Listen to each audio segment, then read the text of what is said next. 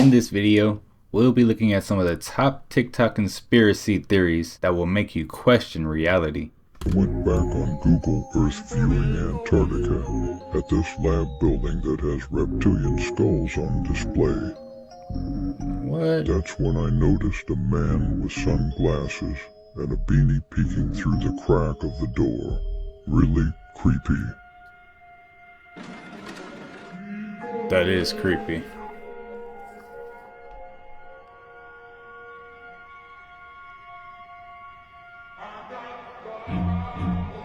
I didn't know you can go inside buildings. One point that I'll talk about without getting CIA's permission. Since World War II, we learned that there has been an alien hybridization of humans. Exclusively since World War II? World War II. That's when the CIA learned about it. World War II. That's what prompted me to look back at World War II and say, okay, where did this information come from?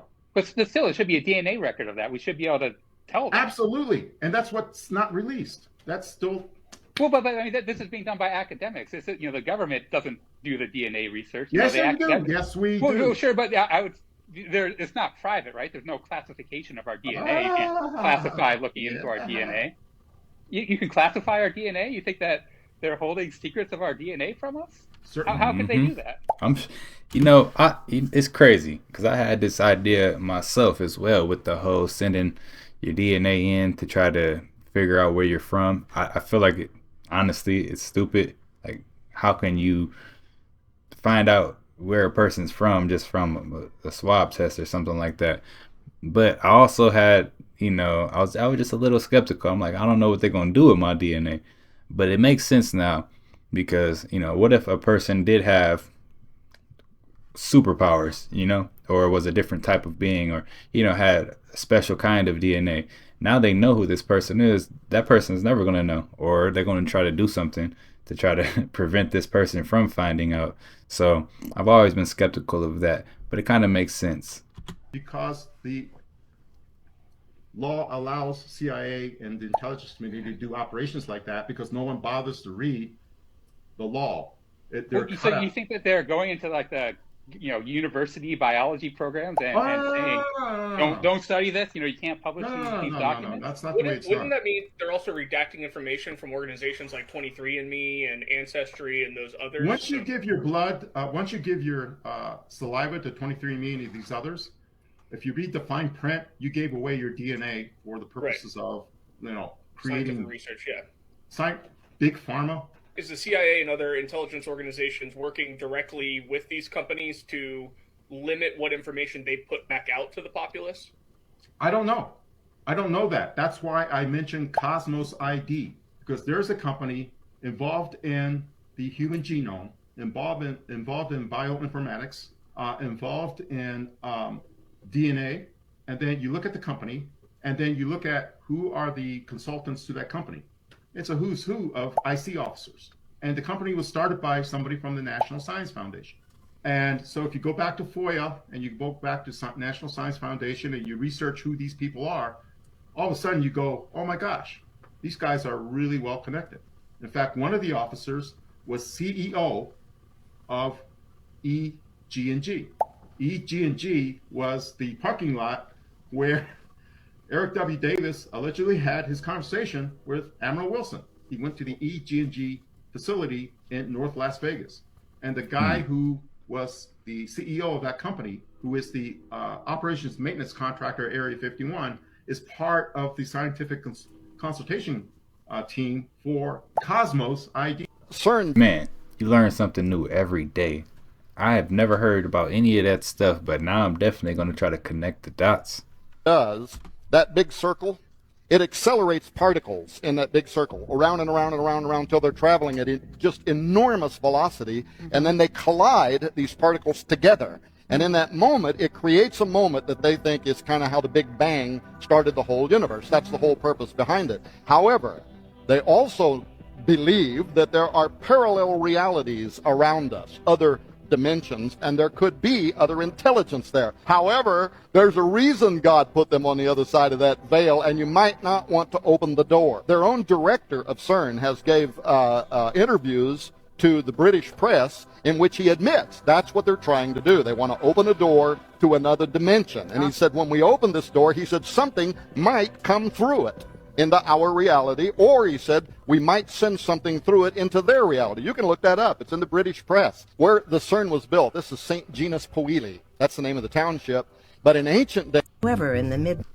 Man, that sounds like some straight up Stranger Things type stuff, you know? Trying to open portals and then we're going to have one of those monsters come through, y'all. 1990s, a man came forth with a stunning story about his experiences in an underground base built under the Archuleta Mesa, just north of Dulce. His name was Phil Schneider. Phil Schneider, he started going public in the mid-1990s. And he started attending some UFO conferences and started to reveal his background as a civil engineer. He showed his documentation that he was the son of a Operation Paperclip scientist and that he was recruited into these covert programs. It tends to be a kind of generational thing, so he just followed his father's footsteps, building these underground bases that would be joint facilities for extraterrestrials and elite human units.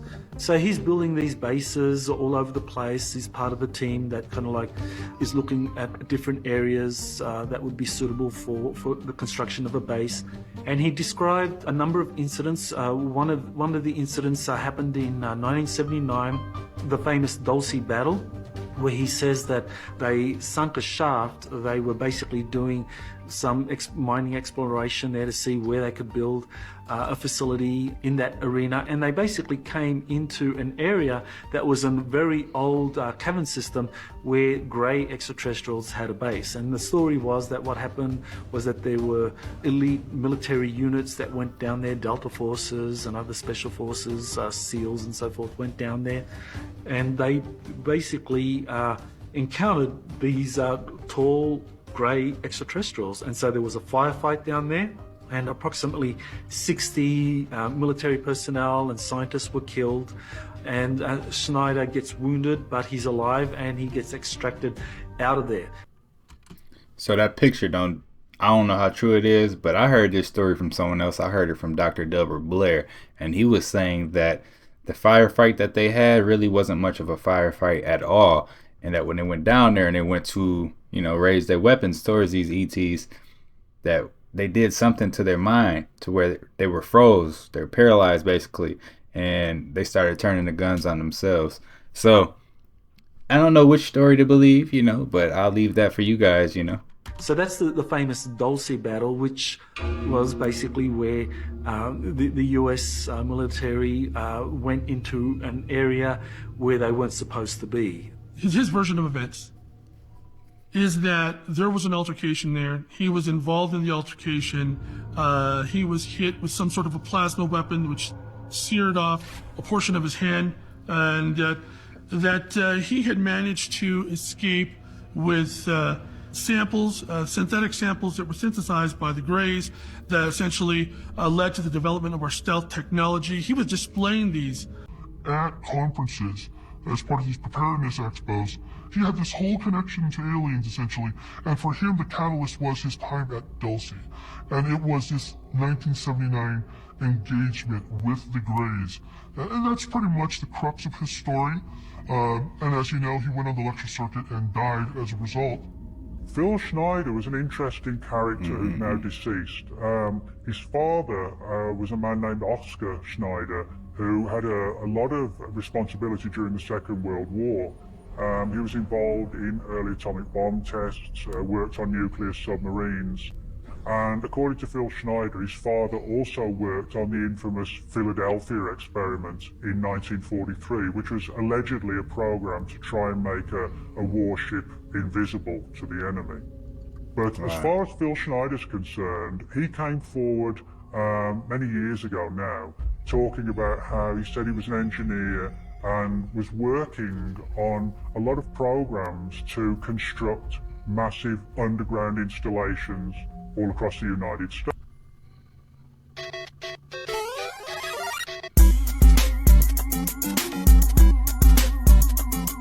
There's a CIA document that came out. Everybody just started talking about it now. It's called the Adam and Eve story. It basically explains how the world is going to end. Has it been true? it makes sense. They say the world is gonna end because the poles, like, you know, North and South Pole, they shift every 12,000 to 15,000 years. And once they shift, it causes like a giant like apocalypse. Big earthquakes, giant tsunamis. Once the apocalypse happens, we go right back to the Stone Age. And it said that our first humans, like as us, it was 10,000 years ago. So if you think about it, 10,000 years ago, we're in year 2000.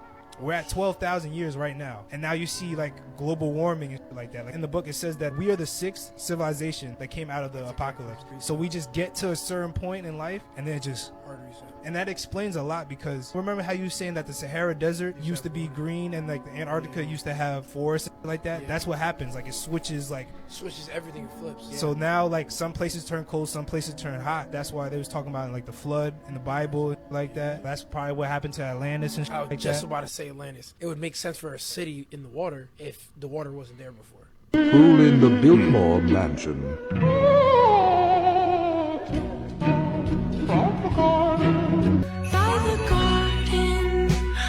John Podesta Art Collection. Now this is John up. Podesta, the Senior Advisor to the President for Clean Energy Innovation and Implementation. Podesta has worked under Barack Obama, Bill Clinton, and now Joe Biden, and is responsible for hundreds of millions of dollars. So why would he have graphic art of bound children with parts referencing the satanic Red Shoe cult, who supposedly practice child sacrifice? Is this meant to be art? Restrained children in underwear. John's brother Tony hanging with his wealthy elite friends. Man, I can't never wear red shoes again after seeing this. I had a pair of all reds too. Like, I don't even like them no more. I'm about to throw them joints away. The red shoes. Man, that last one was messed up, y'all. But yeah, these are some of the most crazy TikTok conspiracy theories. If you like the content, don't forget to subscribe, turn your notification bell on, and until next time, YouTube, peace.